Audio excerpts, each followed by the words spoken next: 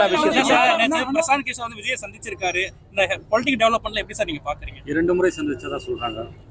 ஆனா யார் ஒருவரை எத்தனை முறை சந்திச்சாலும் நாங்க மக்களை சந்திச்சுக்கிட்டு இருக்கோம். இங்க வந்தீங்கன்னா 1000, 2000, 5000, 10,000, 1 லட்சம் மக்களை சந்திக்கிறோம்.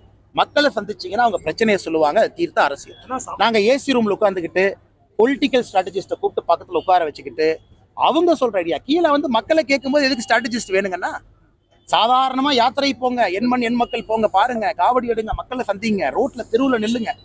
அது மக்கள் சொல்றது ஒரு மக்களும் பொலிட்டிக்கல் ஸ்ட்ராட்டஜிஸ்ட் தான்.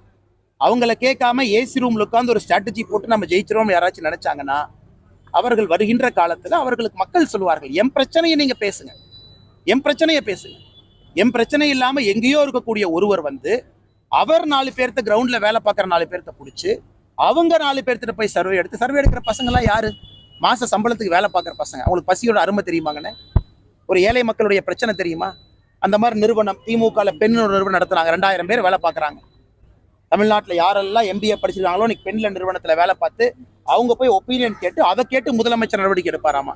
அதுக்கு நான் சொல்றேன், முதலமைச்சர் அவர்களே பழனிக்கு வந்து பாருங்க, தைப்பூசத்தன்னைக்கு என்ன பிரச்சனைன்னு தெரியும், காலைல அறநிலைத்துறை அமைச்சரை கூப்பிடுங்க, சரி பண்ணுங்க.